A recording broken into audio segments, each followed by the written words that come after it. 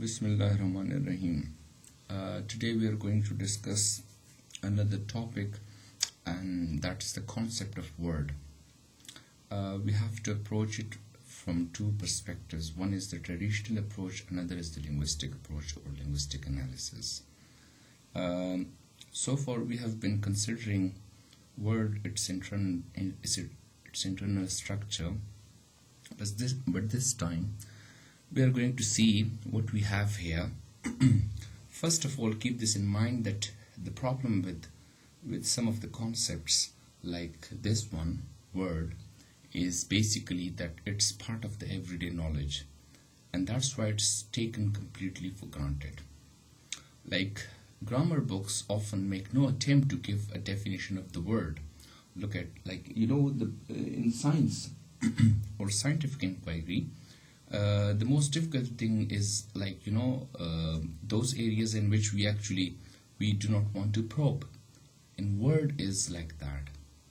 Usually everybody knows what word is, okay? And that's why even it's not about the literal society but the non-literal society too. Like most familiar things do not seek attention. And that's the point here. Okay, if something is unique, strange, or rare, then it attracts the attention, and that's why it could be studied perfectly well using scientific methods. But most familiar objects and entities are usually neglected because they are quite common knowledge. They are part of the common knowledge. So word is like that. Today in this lecture we are going to see how this so much familiar word or concept is so much problematic for us, for linguists, and for anybody who is working in the field of language studies. The question is why is it so that the grammar books most often, when they try to define some certain concepts, so they define using words. Like for example, if they define a sentence, they would say it's a combination of words. If they define a phrase, they would say that it's a group of words having no, let's say, predicate or something like that. And likewise, they would define clause like that it's a group of words having a predicate or a verb, something like that. And even look at parts of speech.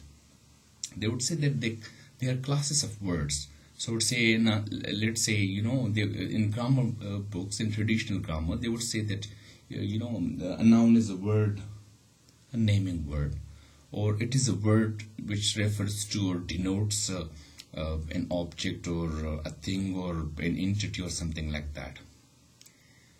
But they wouldn't bother to define what a word is. Okay, so that's the problem here. So and like what word is and how it can be defined is often not considered, and this is what we are going to discuss today. The chief reason for this is that in the written language, another reason for this is why word is not why word has not been defined yet, has not been approached scientifically, is because, and that's the chief reason, that in written language there is no doubt at all about the status of the word. Mostly we see words as separate entities because of the spaces. We have got spaces, and then we say that if there is a space, so we say a word ends here and another word begins, something like that. Okay, the exception is another category here. Like most often, well chosen could be written with hyphen, sometimes without hyphen, sometimes they are written as separate words. That's another problem here too. Okay, if space in writing be the reason or the criterion, then words like well chosen, well chosen, well chosen would be really difficult here. Why? Because the first word or words or whatever, that would be hyphenated. So we have got well and then hyphen or a dash and then chosen. So what should we call it? A single word or two words? And then we have got another well chosen that's without hyphen but without space too. So should we call it what? A single word or two words? Likewise, move on to the third one, that's well chosen, which is not hyphenated but at the same time they are spaced. So should we treat them as single word or having two words? So compound words offer problems here for analysis too. Okay, that's what you have to remember. So words are clearly identified by the spaces between them. The word is part of our writing convention, and that's why we learn what words are when we first learn to spell. So at the same, mostly that when we learn writing, so this becomes part of our knowledge, that actually it's kind of a writing convention that we give space in. Even to kids, when we teach them, we teach them with emphasis that it must be separated from another word. In that sense, conventionally, in general convention, it's quite easier to understand, to construe, and to define a word, but linguistically it's very difficult. However, we are not concerned only with writing. Okay, the problem here is also that it's not just writing but speech too. Okay, why? Because writing is just a reflection, a representation of speech, and speech predates writing. The actual form of language is basically speech, the spoken form. So the issue is that writing, we impose the writing convention on speech. So can we ask ourselves, are there similarly words in the spoken language or not? This could be a very good question. So they were all some traditional notions, some concepts or misconceptions rather. Okay, some misconceptions. Now move on to linguistic facts. The first fact is that spoken word is not equal to written word. Keep this in mind. But before that, I should also jump to the second one, that written words have spaces, spoken do not. It means that in speech we do not have any space. We cannot recognize or identify or catch spaces. Speech is a continuum. Okay, it's a continuum, and if you record it and if you use some instruments, we have some linguistic and phonetic instruments with the help of which we can record speech, any speech, and we can analyze it, we can present, we can make it spectrum. Okay, it's wave graphically, but you won't find any kind of break there. So what should we do? What should we do with it? Like if break, okay, if break be the criterion, then it's really difficult to recognize word in speech. Like in writing, you may say that there must be space. Fine, but in speech, we do not have any space. So what should we do with it? Should we say that word exists only in writing and not in speech? Isn't it some sort of very stupid idea that we have got words in writing and we do not have words in speech? Or should we switch to another criteria? That should we say that words are identified in by spaces in orthography in writing, and there could be some other criterion? Let's see. So we must not simply project the written word onto the spoken word. We must not assume that wherever we have got words in writing, we must have words in speech. That's just stupidity, in the sense that mostly we think in terms of writing. If there is a space in writing, so we think or believe or imagine that in speech too. But that's not a good idea. That's not objectivity. Okay? So it is a fact that there are no spaces between words in speech. In fact, speech is a continuum without any breaks at the points where the written words would be divided. If we listen to if you listen to an unfamiliar language, we'll find it quite impossible to divide up the speech into any kind of limited stretches, except in cases where those marked by pauses and intonation. So in speech, if you take a pause, then that is your space. But the pauses are also quite relative. I may pause anywhere.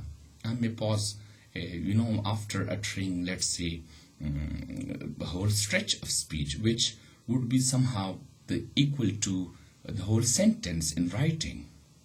But in a sentence, we may have words and there would be spaces. So what should we do? Like in writing, we may have different spaces.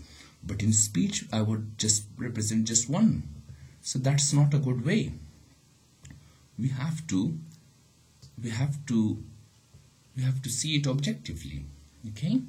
So sometimes intonation could also help us identify where there is any break. But these are always very much larger than single words. So should we say that, we have got larger or bigger words in speech and smaller in writing? Clearly recognizing the word in speech is not a matter of detecting breaks in the stream of speech, for there are no breaks to detect. There are no breaks. Okay? If there is a break, that's just, depends that would be at the discretion of the speaker. So move on to the third linguistic fact. Not all languages have got spaces in the writing system. So why just think of English? Why not look at other languages too?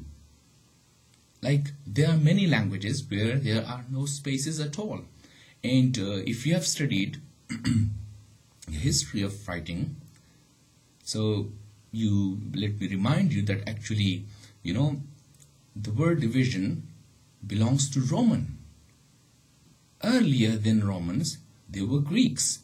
And in Greek writing, okay, the way they introduced writing, in their time, there were no spaces at all.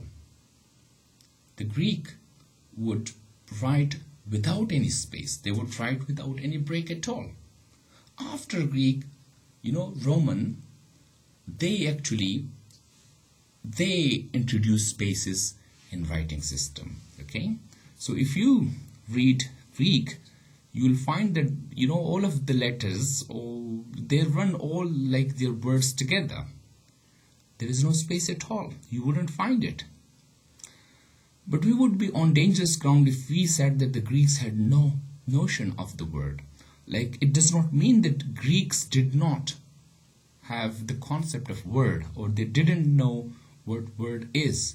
Why? Because, there is a great work by the great philosopher Plato, and that's Cratylus, is about language. And, the way Plato has discussed language in Cratylus is amazing. Like, he is like, he talks like a grammarian there. Okay, so after almost more than 2000 years, we see that, somebody is talking. So how can we expect that, Plato, who was a Greek too, so didn't know about word? And, so it's kind of like, it would be a foolish idea that we say that, Romans later on recognize what word is. So that's a stupidity. Now move on to another point. This is also possible and probable that the words of the written language are not purely conventional. Okay? Keep this in mind. The words of the written language are not purely conventional. They more likely correspond to some kind of linguistic justified unit. So, on the one hand, we believe that words are not properly defined. It's really difficult. But on the other hand, there must be some logic behind that. Like, if you have got the concept of word, so it means that word exists and it can be defined somehow. But how to define it, that's a difficult task. That is to say that we should expect to find that there are some principles underlying word division. Why is it so that we say that there are, 100 words, or write an essay of 500 words or 800 words, something like that? Why do we say that there are so and so words? Okay, why do we have this word? So if in language we have got a word like God, so it means that there is a concept of God. If there is a word good and evil, so it means that good exists along with another concept, and that's evil. Okay, so if I've got word in language, so is the case with the concept. The concept exists, that's why we have got this. So, but we have to ask ourselves then quite objectively what a word is and how it can be defined, and even perhaps whether there are words in the spoken language or not. That's another side question to this. So that was all like the traditional approach.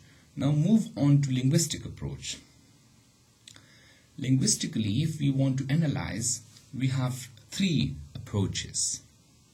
The first one is semantic approach, the second one is phonetic or phonological approach, and the third one is grammatical approach or morphological. Why? Because morphology and syntax are part of grammar. Grammar means morphology plus syntax. That's what you have to remember. Why? Because morphology is the grammar of words and syntax is the grammar of sentences. In semantic approach, the first one, let's say, we have to see word having a meaning. Okay, like if we have got a word, so we would expect that it has got a meaning. So here we are trying to define word based on meaning, that its word is a meaningful unit. The second approach is, why? Because semantics is the study of meaning of words, conventional meaning of words, literal meaning of words, or dictionary denotative meaning of words. The second approach, if we adopt it, we shall see that a word is a sound unit. So here we are trying to define word based on sound. Okay, earlier it was based on meaning. Right now it is based on sound. And so it means that, we'll see some phonological or phonetic features with the help of which we could identify what word is. The third approach is grammatical, or to be very precise, morphological approach. And here in this approach we have to see word as an isolable and indivisible unit.